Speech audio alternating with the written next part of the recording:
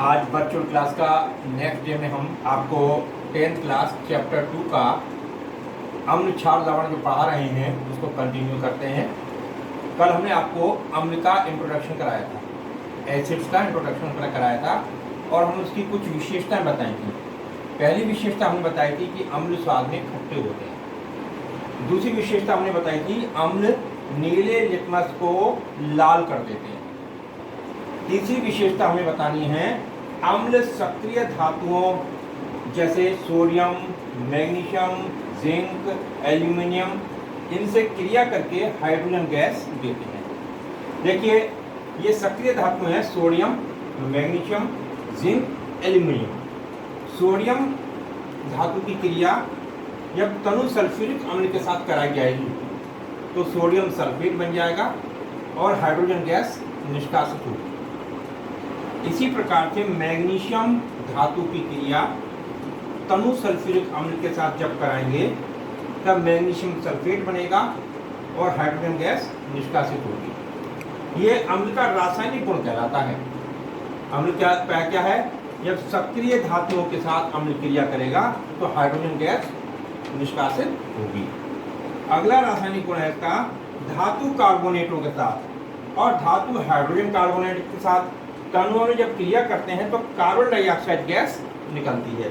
जैसे मान लीजिए सोडियम कार्बोनेट को आप सभी जानते हैं धावन सोडा भी कहलाता है। ये धावन सोडा हाइड्रोक्लोरिक अम्ल के साथ जो रिएक्शन करता है तो सोडियम क्लोराइड बनता है, कार्बन डाइऑक्साइड बनती है और पानी बनता है।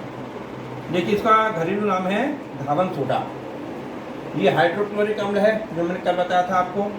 ये सोडियम क्लोराइड है, ये वो है नमक जो हम सब्जी में डाल के खाते हैं और ये कार्बन डाइऑक्साइड गैस है जो हम अपनी सांस में छोड़ते हैं निरंतर, और ये है जल जो हम पीने का काम आता है। तो सोडियम कार्बोनेट हाइड्रोक्लोरिक अम्ल के साथ क्रिया करके sodium chloride, carbon dioxide gas और पानी बनाती है। अब सोडियम का ही हाइड्रोजन कार्बन साल्ट ले लेते हैं, इसको सोडियम बाइकार्बोनेट भी कहते हैं, सोडियम हाइड्रोजन कार्बोनेट भी कहते हैं। ये खाने वाला सोडा होता है, हमारे किचन में जो होता है खाने वाला सोडा वो यही होता है। इसकी जब रिएक्शन हाइड्रोक्लोरिक एसिड है तो NaCl बनता है, CO2 बनता है और H2O बनता है। तो ध्यान से देखो, ये है सोडियम बाइकार्बोनेट, यह है हाइड्रोक्लोरिक अम्ल, यह है सोडियम क्लोराइड, अभी बताया था खाने वाला नमक। ये कार्बन डाइऑक्साइड गैस है जो हम सांस में लगातार छोड़ते रहते हैं और ये जल है जिसका इस्तेमाल हम विभिन्न कार्यों में करते हैं। तो ये सोडियम का कार्बोनेट है और सोडियम का ये हाइड्रोजन कार्बोनेट है। इसको धावन सोडा कहते हैं, इसको खाने वाला सोडा कहते हैं। इसके अतिरिक्त धात्विक ऑक्साइडों से क्रिया करके लवण और जल बनता है। धात्विक ऑक्साइड जैसे जिंक ऑक्साइड है ZnO, इसकी क्रिया जब हाइड्रोक्लोरिक अम्ल के साथ होगी तो जिंक क्लोराइड लवण बनेगा और पानी बनेगा। कॉपर ऑक्साइड ये एक ऑक्साइड है, धात्विक ऑक्साइड है, इसकी क्रिया सल्फ्यूरिक अम्ल के साथ होगी तो कॉपर सल्फेट लवण है और पानी बनेगा। इस तरह से धात्विक ऑक्साइड, ये जिंक ऑक्साइड क्या है, कॉपर ऑक्साइड क्या है, धात्विक ऑक्साइड, ये अम्लों के साथ क्रिया करते हैं तो लवण बनते हैं और जल बनते हैं। आपने घर में सुना होगा कि खट्टी चीज़ों को, दही है, रायता है, कढ़ी है, इस तरह की चीज़ों को पीतल के बर्तनों में नहीं रखते, कांसे के बर्तनों में नहीं रखते। तो पीतल और कांसा दोनों में कुछ मात्रा में कॉपर मिलता है और कॉपर है सक्रिय धातु, और सक्रिय धातु अम्लों के साथ विषैले धातु लवण बना लेती हैं। और ये विषैले धातु लवण यदि हमारे भोज्य पदार्थों में मिल जाएंगे, हमारे शरीर में चले जाएंगे तो हमें बीमारियाँ उत्पन्न होंगी। इसलिए कभी भी खट्टे पदार्थों को, दही है, कढ़ी है, ये और कोई खट्टा पदार्थ हम पीतल के बर्तनों में या कांसे के बर्तनों में नहीं रखते, क्योंकि विषैले धातु लवण बन जाते हैं। उससे बचने के लिए हम खट्टी चीज़ों को कभी भी पीतल के बर्तनों में नहीं रखते। तो ये हमने अभी आपको अम्लों की विशेषताएं बताई, आपको अम्लों के बारे में बता रहा था। अब हम बताते हैं आपको क्षार के बारे में। क्षारक, इसका अंग्रेजी बोलते हैं बेसिस। देखिए एक शब्द होता है क्षार, एक होता है क्षारक। दोनों में बहुत छोटा सा अंतर है, मैं अभी बताऊंगा आपको। मैंने आपको कल बताया था आर्हेनियस ने आयनन सिद्धांत के आधार पर अम्ल और क्षार को परिभाषित किया। आर्हेनियस का कहना यह था कि वे पदार्थ जो जल में OH माइनस आयन देते हैं क्षारक कहलाते हैं। क्षारक को इंग्लिश में बोलते हैं बेसिस। जैसे कि मान लीजिए NaOH है, इसको बोलते हैं सोडियम हाइड्रोक्साइड। इसको जब जल में हम घोलेंगे तो Na पॉजिटिव अलग हो जाएगा और OH नेगेटिव अलग हो जाएगा, इसलिए NaOH एक क्षार है। इसी तरह से KOH, इसको बोलते हैं पोटेशियम हाइड्रोक्साइड। इसको जब जल में घोलेंगे तब बन जाएगा K+ और OH माइनस। ऐसे ही है CuOH whole twice, copper hydroxide. इसको जब जल में घोलेंगे तो Cu++ बनेगा और OH के 2 आयन प्राप्त होंगे। ऐसे ही ZnOH whole twice, zinc hydroxide, Zn++ बनेगा और OH के 2 आयन हमें मिलेंगे। तो आप देखिए इन सभी में सोडियम हाइड्रोक्साइड, जिसको आम भाषा में कास्ट सोडा कहते हैं, KOH पोटेशियम हाइड्रोक्साइड, जिसे सामान्य भाषा में कास्टिक पोटाश कहते हैं, CuOH होल ट्वाइस, इसको बोलते हैं कॉपर हाइड्रोक्साइड, यह ZnOH whole twice, zinc hydroxide. देखिए इन सबको जब जल में अलग अलग घोलते हैं तो पॉजिटिव आयन तो मिलते ही हैं, नेगेटिव आयन के रूप में हर जगह OH माइनस मिल रहा है। इसको हाइड्रोक्सिल या हाइड्रोक्साइड आयन कहा जाता है। तो आर्हेनियस का कहना था जो पदार्थ जल में घोले जाने पर OH नेगेटिव आयन देते हैं क्षारक कहलाते हैं। अब देखिए क्षारक और क्षार में क्या अंतर है। जो क्षारक जल में घुल जाते हैं उनको क्षार कहते हैं, अंग्रेजी में बोलते हैं एल्कली। ऐसे क्षारक जो जल में घुले होते हैं, घुलनशील होते हैं, उनको क्षार कहते हैं, उनका का हटा देते हैं। तो बेसिस तो है ही, वो उनका नाम एल्कली पड़ जाता है और वो प्रायः प्रबल होते हैं, स्ट्रॉन्ग होते हैं। क्षारकों की जो खास विशेषताएं होती हैं, आमतौर से ये छूने में साबुन की तरह चिकने होते हैं। ये भी संक्षारक प्रकृति के होते हैं, अर्थात इनसे जलने का डर रहता है। स्वाद में हल्के कड़वे या कसैले होते हैं ये। और लिटमस पेपर अगर हम लाल लेंगे, लाल लिटमस पेपर में अगर हम लाल लिटमस पेपर को हम क्षारीय विलय में डिप करेंगे तो नीले रंग का हो जाएगा। तो ये क्षारों की विशेषता है, आम विशेषताएं हैं। तो क्षारक भी 2 प्रकार के होते हैं, जैसे मैंने कल बताया था अम्ल 2 प्रकार के होते हैं, अम्लीय और क्षार, वो प्रबल और दुर्बल। उसी आधार पर ये भी 2 प्रकार के होते हैं, प्रबल और दुर्बल। यहाँ देखिए ये दोनों प्रबल हैं, प्रबल क्षार हैं दोनों।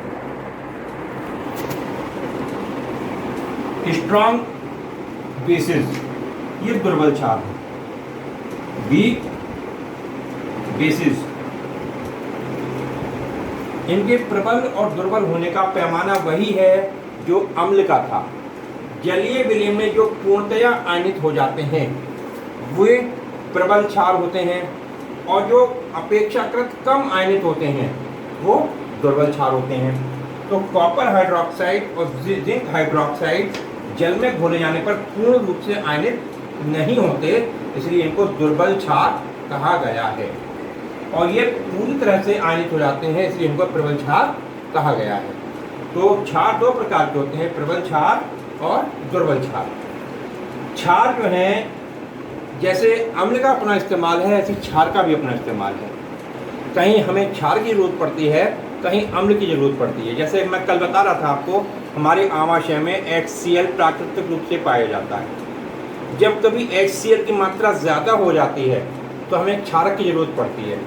तो हम आमतौर से घर पे रखा हुआ sodium hydroxide, sodium hydrogen carbonate यानी खाने वाला सोडा ले लेते हैं, जिससे कि अम्ल की एसिडिटी को सोडियम हाइड्रोजन कार्बोनेट की बेसिसिटी से न्यूट्रलाइज किया जा सके। मतलब कहने का ये है, अम्ल के प्रभाव को जब हमें समाप्त करना होता है तो हमें क्षारक की ज़रूरत पड़ती है। अभी तक हम आपको क्षारक के बारे में बता रहे थे। हमने बताया था, आर्नियस का कहना यह था कि जो पदार्थ जल में या जलीय विलयन में घुले जाने पर OH- आयन देते हैं क्षारक कहलाते हैं। और दो प्रकार के क्षारक मैंने बताया आपको, प्रबल और दुर्बल। प्रबल क्षारक भी OH नेगेटिव देते हैं और दुर्बल क्षारक भी OH नेगेटिव देते हैं। लेकिन प्रबल क्षारक बहुत ज़्यादा मात्रा में देते हैं OH नेगेटिव, और दुर्बल क्षारक बहुत कम मात्रा में देते हैं। लेकिन सभी क्षारकों में जो खास विशेषताएं होती हैं वो मैं आपको बता रहा हूँ। पहली विशेषता तो यह है, जितने भी क्षारक होते हैं ये स्वाद में कड़वे या कसैले होते हैं, खट्टे नहीं होते अम्ल की तरह। ये जल में घुलनशील होते हैं, जल में घुल जाते हैं और जल को क्षारीय विलयन बना देते हैं, जल को क्षारीय कर देते हैं। तीसरी बात, जब तो छुआ जाएगा, सॉलिड फॉर्म में छूते हैं तो हल्का साबुन की तरह चिकना चिकना महसूस होगा ये। और इसके विलयन में जो लाल लिटमस पेपर डालते हैं तो लाल लिटमस पेपर नीले रंग का हो जाता है। ये क्षारक जो होते हैं कुछ धातुओं के साथ क्रिया करके हाइड्रोजन गैस देते हैं, जैसे जस्ता यानी जिंक की रिएक्शन जब हम प्रबल क्षार सोडियम हाइड्रोक्साइड के साथ कराएंगे तो सोडियम जिंकेट लवण बनेगा और हाइड्रोजन गैस निकलेगी। ठीक है। कुछ अधात्विक ऑक्साइड जो होते हैं क्षारक के साथ क्रिया करते हैं तो लवण बनते हैं और जल बनते हैं। अधात्विक ऑक्साइड मतलब जैसे सल्फर डाइऑक्साइड, कॉपर ऑक्साइड, है ना, ये कहलाते हैं अधात्विक ऑक्साइड। तो कार्बन डाइऑक्साइड एक अधात्विक ऑक्साइड है। इसका क्रिया जब क्षार के साथ होगी, सोडियम हाइड्रोक्साइड के साथ होगी तो सोडियम कार्बोनेट बनेगा और पानी बनेगा। इसी प्रकार से सल्फर डाइऑक्साइड की क्रिया जब सोडियम हाइड्रोक्साइड के साथ होगी तो सोडियम सल्फाइड बनेगा और पानी बनेगा। ये सोडियम सल्फाइड है। तो अधात्विक ऑक्साइड क्षारक के साथ क्रिया करते हैं तो लवण और जल बनाते हैं। अच्छा, अम्ल और क्षार आपस में भी रिएक्शन करते हैं। आपको मालूम है, अम्ल और क्षार एक दूसरे के विपरीत हैं। अम्ल क्षार के प्रभाव को नष्ट करते हैं और क्षार अम्ल के प्रभाव को नष्ट करते हैं। तो अम्ल और क्षार आपस में क्रिया करके लवण बनाते हैं और जल बनाते हैं। इस अभिक्रिया को कहते हैं उदासीनीकरण अभिक्रिया, न्यूट्रलाइजेशन रिएक्शन। क्योंकि इस रिएक्शन के दौरान अम्ल की एसिडिटी समाप्त हो जाती है और क्षार की बेसिसिटी समाप्त हो जाती है और लवण बनता है। लवण कैसा होता है? जो अम्लीय होता है ना, क्षारीय होता है, और जल बनता है और साथ में ऊष्मा निकलती है। तो क्योंकि ऊष्मा निकल रही है तो हम कह सकते हैं उदासीनीकरण एक ऊष्माक्षेपी अभिक्रिया है। तो अभी हमने आपको अम्ल और क्षार के बारे में बता दिया, क्षारक के बारे में बता दिया, और ये भी बताया मैंने जो क्षारक जल में विलयशील होते हैं उनको क्षार कहते हैं। अम्ल और क्षार आपस में क्रिया करके लवण बनाते हैं। अब हम बार बार बात करते हैं जल की। तो ये जल क्या है? जल हम सभी लोग पीते हैं, तो क्या जल पीने से एसिडिटी होगी या बेसिसिटी होगी? जल जो है अम्लीय होता है या क्षारीय होता है? इस बारे में समझने के लिए समझ लीजिए, जो पानी होता है आमतौर से पानी का आयनन होता ही नहीं है, बहुत कम होता है। पानी है H2O, इसका आयनन होता है बहुत कम। कई हजार अणुओं में कुछ एक आध अणु आयनित हो जाता है। तो आयनन के फलस्वरूप हमें मिलता है H+ आयन और OH- आयन। मतलब जितना H+ मिलेगा उतना ही OH- मिलेगा, अर्थात जितना अम्लीयता पैदा होगी उतनी क्षारीयता पैदा होगी। अम्लीयता क्षारीयता को समाप्त कर देती है, अम्ल और क्षार एक दूसरे को समाप्त कर देते हैं। इसलिए जल क्या है? उदासीन विलयन है। जल हमेशा उदासीन होता है, जल में न अम्लता होती है न क्षारकता होती है। ठीक है ना? तो हम कहते हैं अम्ल में जितना, जल में जितना अम्ल है उतना ही क्षार है। ये दोनों मिलकर एक दूसरे को उदासीन कर देते हैं। तो जल एक उदासीन विलायक है। इसीलिए जल का इस्तेमाल प्रत्येक जीवधारी कभी भी कर सकता है। जल पीने से ना एसिड बनेगा ना बेस बनेगा। जल को यूनिवर्सल सॉल्वेंट भी कहा गया है। इसके डिटेल में बाद में बताऊंगा आपको। जल के बारे में याद रखिए, जल का आयनन बहुत कम होता है, लगभग 5,500 अणुओं में एक अणु का आयनन इसका होता है और इसमें भी ना के बराबर, इसका कंसंट्रेशन पे कोई फर्क नहीं पड़ता। तो ये माना जाता है कि H पॉजिटिव आयन का कंसंट्रेशन और OH नेगेटिव आयन का कंसंट्रेशन हमेशा कांस्टेंट बनाता है। उस कांस्टेंट को कहते हैं जल का आयनिक गुणनफल, KW से प्रदर्शित करते हैं। KW कहलाता है जल का आयनिक गुणनफल, जल का आयनिक गुणनफल, और इसका मान 10⁻⁻14 होता है। सामान्य तापमान पर 10⁻⁻14 इसका गुणनफल होता है, KW का मान। इसका मतलब ये हुआ आयनन में H प्लस आयन 10⁻⁻7 होंगे और OH -1 भी -भी 10⁻⁻7 होंगे, बराबर होंगे। ओके।